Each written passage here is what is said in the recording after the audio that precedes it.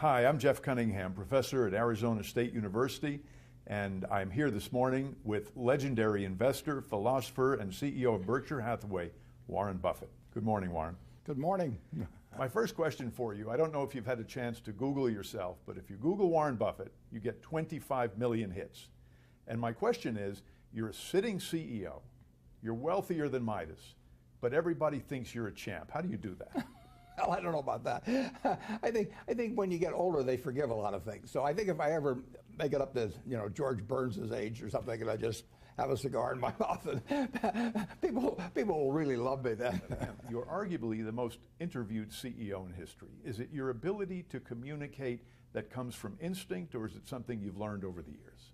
Well, I certainly learned to speak in public at one time. I was terrified of speaking in public when I was in high school. I avoided any class that would require it, and in college. And then I finally signed up for a Dale Carnegie course. When I got out of school, I realized I had to talk to people, and I spent $100. I got this little diploma. I proposed to my wife during the term of the course, so I really got my money's worth there. But in terms of public speaking, I really had to force myself on that. In terms of talking privately, they couldn't stop me from the moment I started in school or anything. I've always liked to talk. How do you keep up with all the media and information that goes on in our crazy world and in your world of Berkshire Hathaway? What's your media routine? I just read and read and read. I probably read 5 to 6 hours a day. I don't read as fast now as when I was younger, but I read 5 daily newspapers. I read a fair number of magazines. I read 10Ks, I read annual reports, and I read a lot of other things too. So I've always enjoyed reading. I love reading biographies, for example. And you process information very quickly. Well, I have some filters in my mind. So if somebody calls me about an investment in a business or an investment in securities, I usually know in 2 or 3 minutes whether I have an interest. And I don't waste any time with the ones in which I don't have an interest. I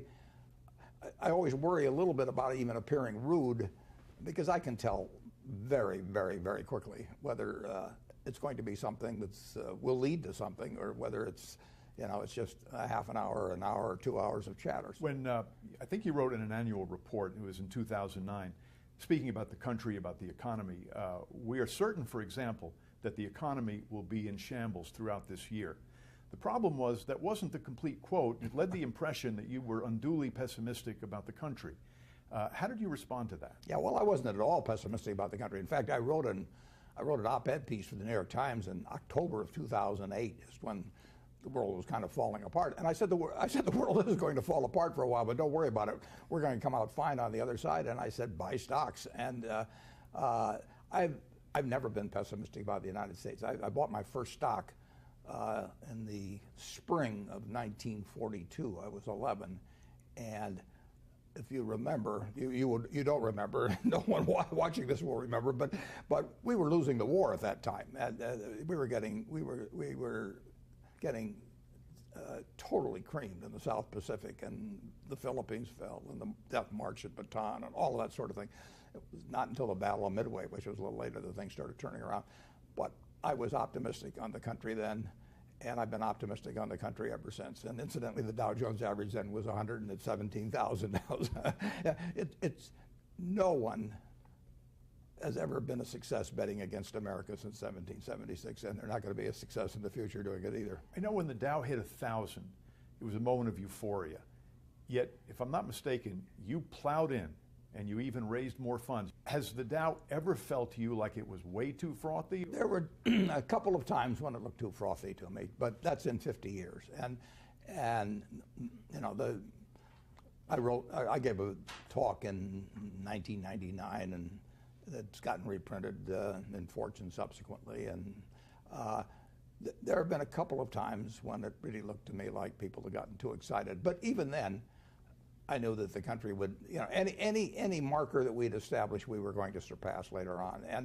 And that continues true to today. I mean, this country's just getting started. I was reading a Lincoln quote the other day. With public sentiment, nothing can fail. Without it, nothing can succeed. And of course, he was talking about what led to the Emancipation Proclamation. When I think about your world, 330,000 people who are employees of Berkshire Hathaway or its subsidiaries, how do you send a message that they are being scrutinized under the microscope by the media at all times? Well, I send a message to their managers. Those 330,000 people work for maybe 70 or so CEOs, and in turn work for me. So my job is to have those 70 CEOs sending out the right message. So every 2 years, I write them a very simple letter. It's a page and a half. I don't believe in 200-page manuals, because if you put out a 200-page manual, everybody's looking for loopholes, basically. But page and a half, it's very hard for them to argue about what I'm talking about. So I tell them, that my reputation, Berkshire's reputation, is in their hands.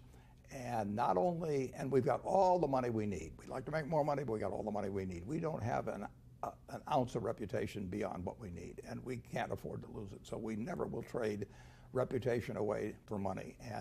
And they're the ones that are the guardians of that, and that I want them to not only do what's legal, obviously, but I want them to judge every action by how it would appear on the front page of their local paper, written by a smart but semi-unfriendly reporter, who really understood it, to be read by their family, their neighbors, their friends, and it has to pass that test as well. And I tell them I don't want anything around the lines. I tell them there's plenty of money to be made in the center of the court, and I'm 84 and my eyes aren't that good anymore. I can't quite see the lines that well. So just keep it in the center of the court, and if they have any questions, call me.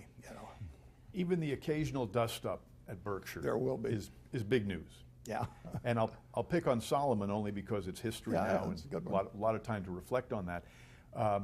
When you think about what you went through there, what advice do you have for a CEO who's on the media hot seat because of a similar situation? Well, there's a couple pieces of advice on that. The first is that when you find out a bad news, correct it, and if it's necessary to report it, then the authorities report it immediately. The big problem with Solomon was not what a fellow named Mosier did, which was to defy the U.S. government, not ever a very good idea, but that could have been handled. But he reported it, he didn't report it. John Merriweather, his supervisor, picked up on it in late April of 1991 and went to the president and the chairman and the chief legal counsel of Solomon and said, here's what this fellow Mosier's been doing. And they all agreed it was wrong. They all agreed it was reportable to the Federal Reserve promptly.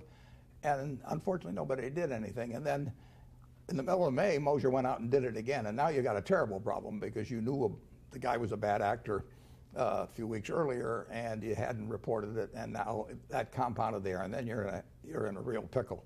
So when you find bad news, I say get it right, get it fast, get it out, get it over, and get it right is important.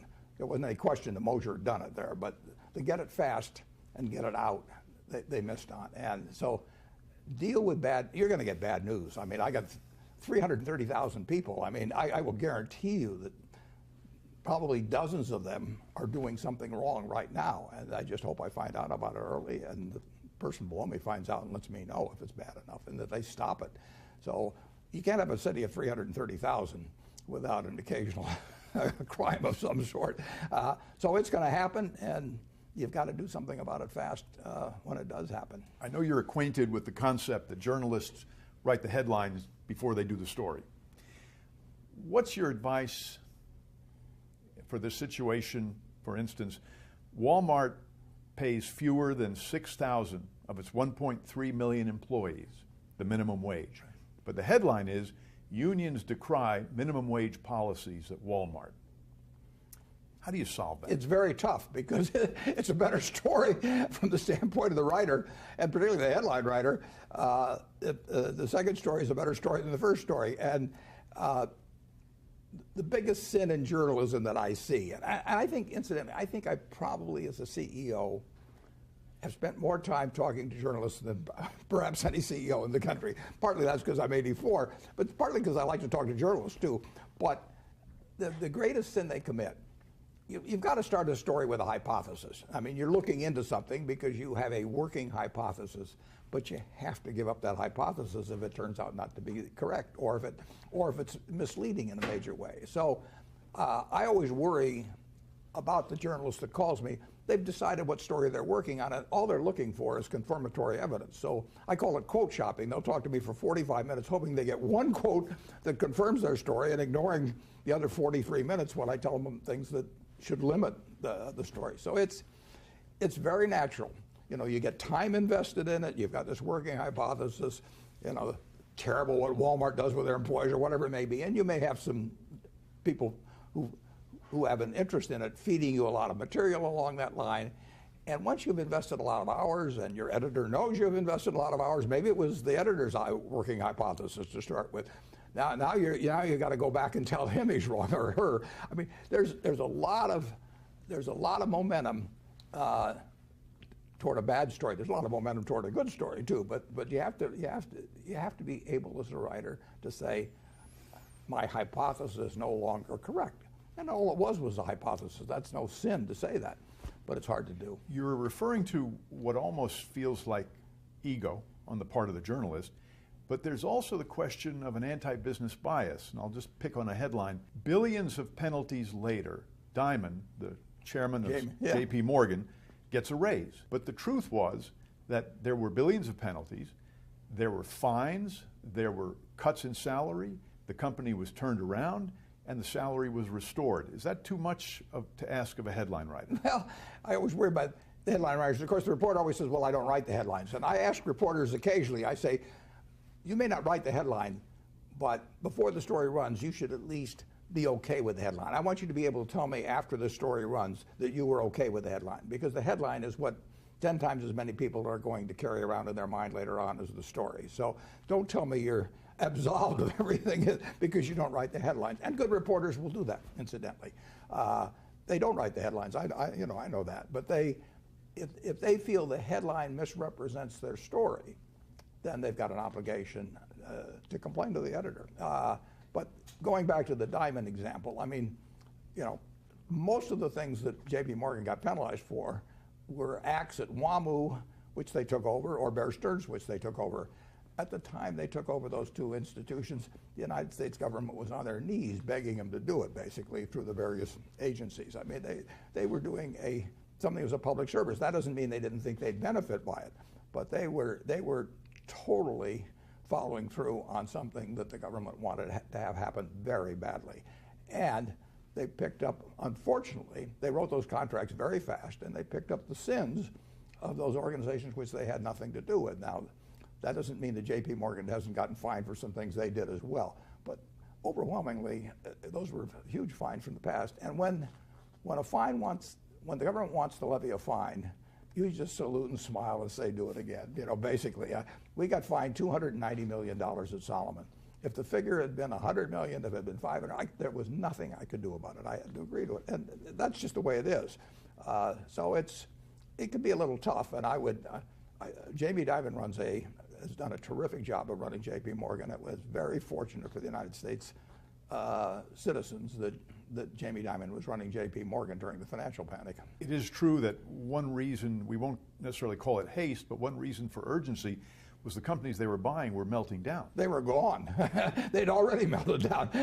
They may not have known it, but they were gone. And they were important institutions.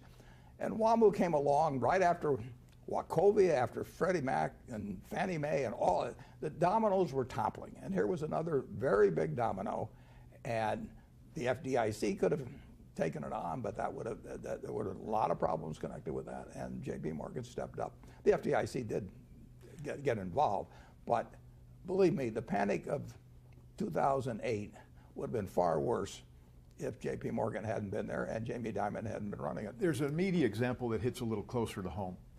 You were quoted as being very interested and dramatically changing your opinion on a compensation issue, but that you didn't divulge it to the board. I'm wondering if that was just a misquote or bad fact-checking.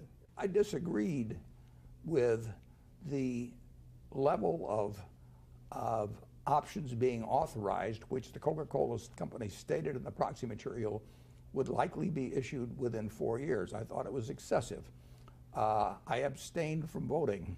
I announced my abstention after the vote. I did not want to be leading a proxy contest or anything of the sort. I think the management of Coca-Cola is first class. I think they got some difficult problems to take on, but I think they've got some tremendous assets working for them as well.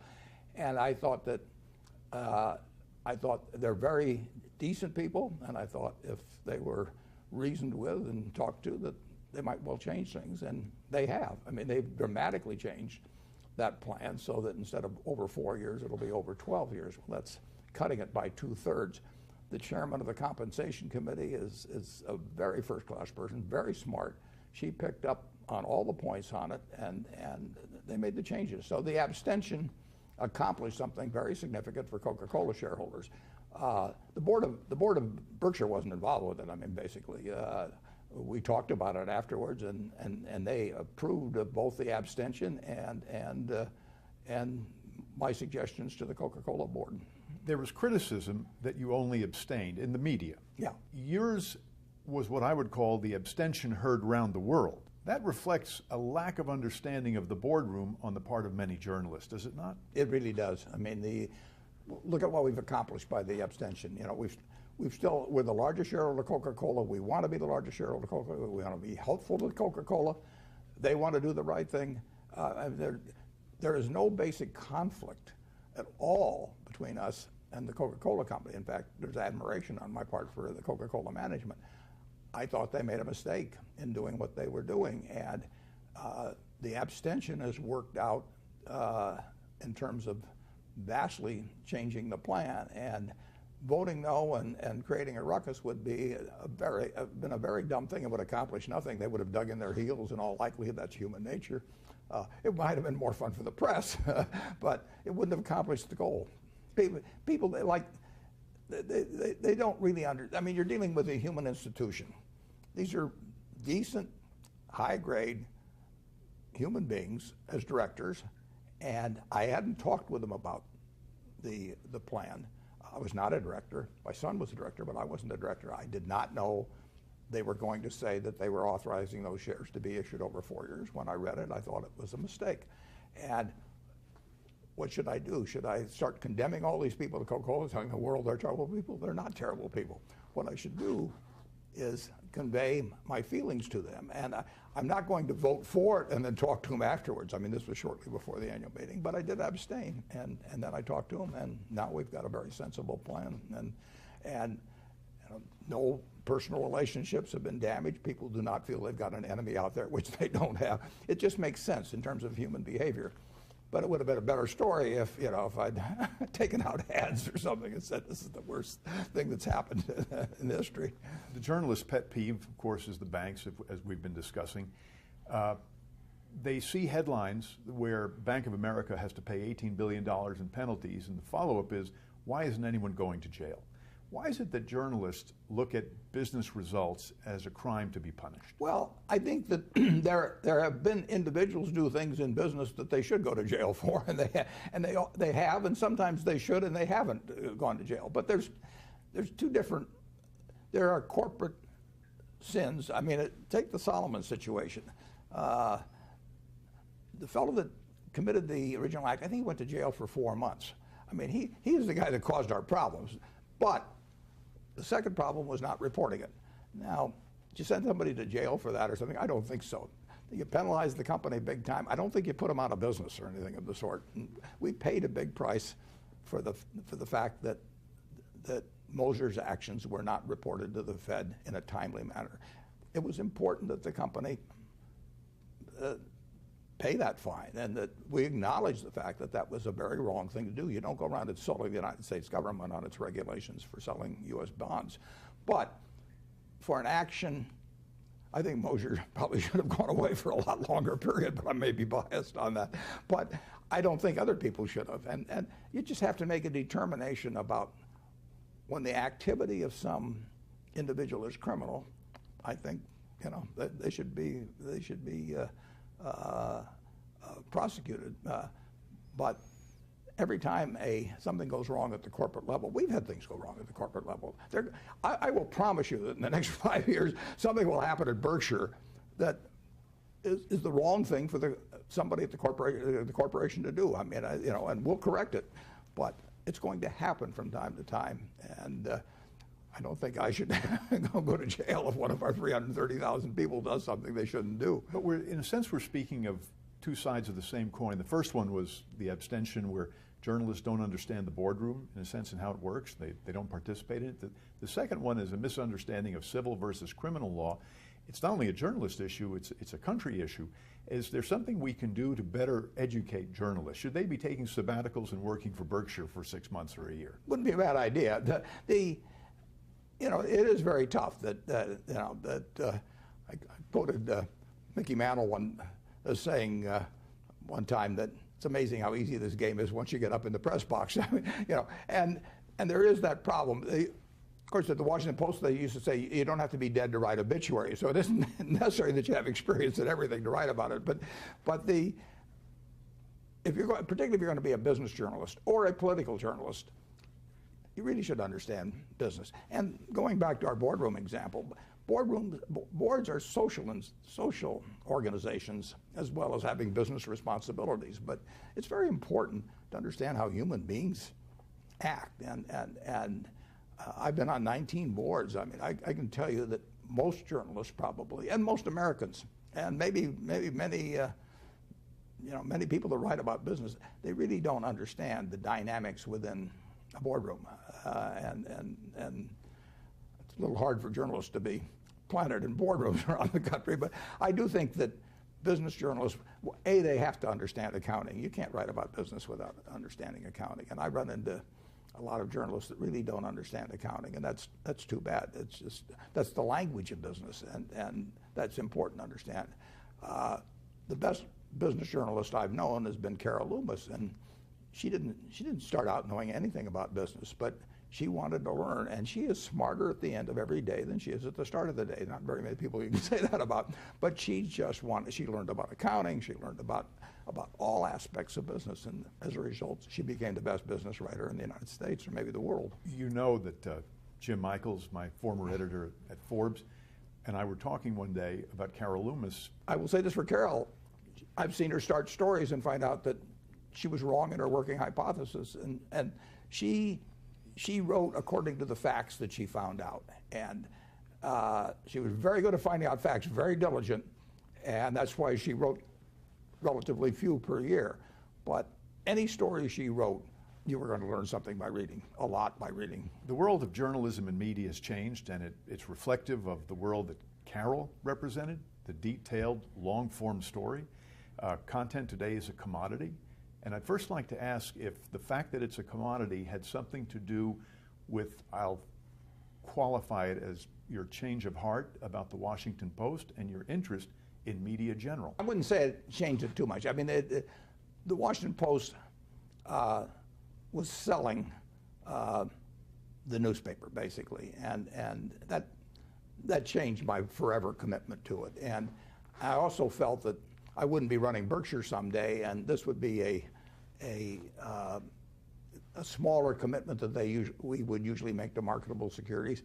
And there was a very logical deal that could be worked out to redeem our shares that would be good for both the company and for Berkshire. So it was not really my feeling about newspaper journalism. Washington Post was getting out of the newspaper business. We were getting into it more at about the same time. The newsstand is becoming social media in some respects. If you look at these numbers, they sound like a Berkshire deal. 1.1 billion, that's the number of visitors Facebook gets per month. 900 million is the number of visitors Google gets per month. So news is seen now through the filter of what our friends think is interesting. Yeah. Everybody's a reporter. How does that play out for us? Well, it's really changed the world big time, and you can see it, in daily newspaper circulation in the United States. I guess there's maybe 1,400 or so daily papers left. There were 1,700 not so long ago, and their numbers are going to go down, and their circulation is going to go down, and their earnings are going to go down. So it is, the print daily newspaper is, it's been in decline for some period. It's going to continue in decline, and people with their computers, with their mobile phones, whatever it is, they get things instantly. I mean, I used to have to wait till the next day to look at the box score of, what the Cardinals did the night before, and find out how Musial had hit and everything. And now I can go to ESPN.com and get it play by play. So the world has really changed, and people are, they have gotten used to and demand instant reporting, basically. And that means that they get a lot of stuff before the facts are out, but it means they get the facts very quickly too. they can get their financial news much faster now than when they waited to the next day to see where their stocks had closed. There's a silver lining you may not be aware of. Social media, the big play right now is Twitter for news organization. Warren Buffett and Berkshire Hathaway alone are 39 characters in a 140-character tweet. But your partner, Charlie Munger, is primarily grunting, and so he only takes up 2 or 3 characters. He's a valuable asset in the social media world. He's essential. The key to our communication strategy. I still love long-form journalism.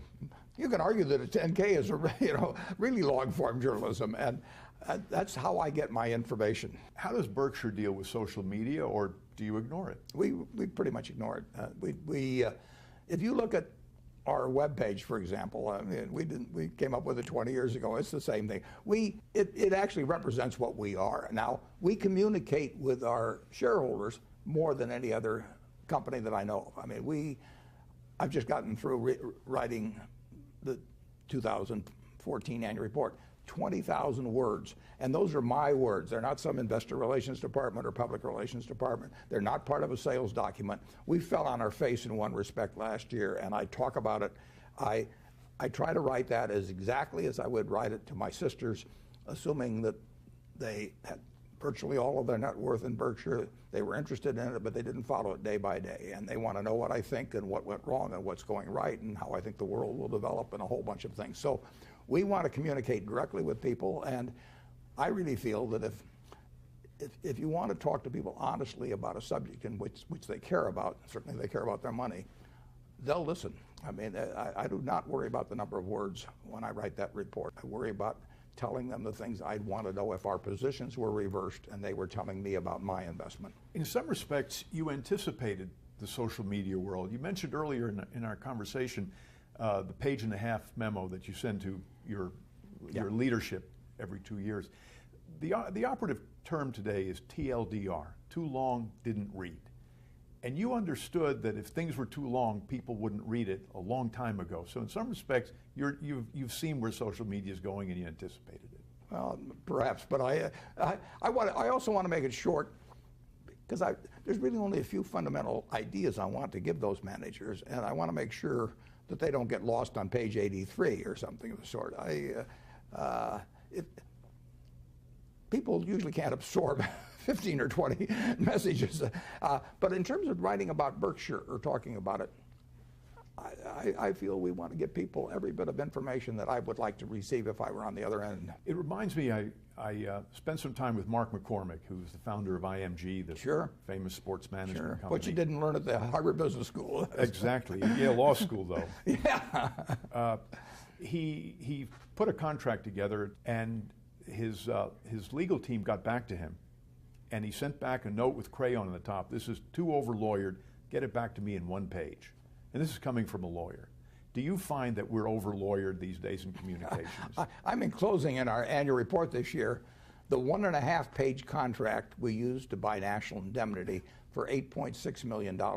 National Indemnity now is the largest insurance company in the world by net worth, and it was 1.5 pages. We've had 1-page contracts for other companies. I can't seem to pull this off anymore. I mean, I send these 1-pagers out to our lawyers and say, let's get it down to this and let's get it done by next week. But the world seems to change on that. I still would go for the 1-page contract. You know, I like to deal with people where I feel a 1-page contract will do the job. If I have to have 50 pages in there to protect me against the guy I'm dealing with, I'll always wonder whether I needed 51. Just as an aside, I think National Indemnity was your first foray into the insurance business. It's a deal that you chased, and I believe you overpaid for it. Well, I hope the seller feels that way. Who were the greatest business editors, do you feel, in the time that you've been observing the scene? And in their passing, have we lost something? Jim Michaels was an incredible editor. I mean, he could put out the whole magazine, and he proved every story he edited, and he edited them all. It was improved by his touch. Barney Kilgore was a sensational editor. I mean, he envisioned a world defined by interest rather than by geography. So he took a daily newspaper and said, I'm not trying to make this interesting because you live in Omaha or you live in Peoria. I'm going to make it interesting because you live in the city of business. And he created, a fantastic paper. Ben Bradley was a great editor, not a business editor, but he was a great editor. I think you'll see other great editors in the future. The talent required for being a great editor has not been extinguished now. So maybe the formats have been reduced to which that editor can apply his talents or her talents, but I think you'll see other great ones. Do you think in terms of the media we're going through a transitional era and we'll end up in a rational place, or will we see pictures of movie star selfies and cats on the front page of the New York Times? Well, I don't think we'll see them on the front page of the New York Times, but we'll see them every place else. People, that's why People magazine became the most profitable magazine maybe in the world, certainly in the United States, by quite a margin. Fortune magazine was still turning out things that I love to read, but it was People that sold. Unfortunately, I think the great majority of people are going to like things very, very brief. They're going to like personalities. But there will be people also that care about more in-depth journalism. I was reading Robert Redford was quoted that he created Sundance because the studios were doing things for the young kids, Transformers and science fiction, and he wanted a place to do independent movies. Do you think the same thing applies to the media in the examples that you just gave, that there'll be an independent flourishing? Well, there will be first-class journalism in institutions devoted to that, or publications devoted to that, and there is a big enough market for that. It's not where most of the money will be, and money will drive what the public sees. Any parting advice before the end of our interview for the journalism student? I think it's wonderful. If I didn't do what I do in my life, I would want to be a journalist. I mean, I consider myself a journalist to some extent. I assign myself a story. I say, is the Washington Post Company worth $22 a share in 1973? I say, is the BNSF Railroad worth us paying $34 billion? I assign myself the story. It's my working hypothesis that it is, but then I go and look for the facts, and I try not to be selective about the facts that I use as input. So journalism, it's fascinating. I love it. I would say that A, you should always observe that rule about not letting the hypothesis determine the story. B, you've got to learn. You've got to learn about accounting. You've got to learn about how business works if we're talking about business journalism. And you can always get smarter. And if you do the right kind of a job, you will attract the right kind of sources. I mean, I am a source for certain journalists, and the reason I am is because I admire their work, and the others get no place with me. So it's very important if you want to become a great journalist, to behave like one as you go along, and then all the other pieces will fall into place. And you want to have a curiosity about business. There are so many good stories that haven't been written yet, a few of them which I know. And so you couldn't be working in a better area. And there's always going to be business. Business is always going to be important to the body politic as well as be interesting to a lot of readers. And if there are so few that are good, that you're going to stand out if you really work at it. One last question. You're expecting 40,000 at this year's annual meeting? I wouldn't be surprised if we topped that, yeah. This is your own social media gathering, you know that. The annual meeting has become a media frenzy, yet you've managed to maintain a common touch. Do you attribute that secretly to your ukulele playing? No, I think I attribute it to the fact that I promised the crowd I won't play the ukulele. That's why they come. Break a little, that's the story.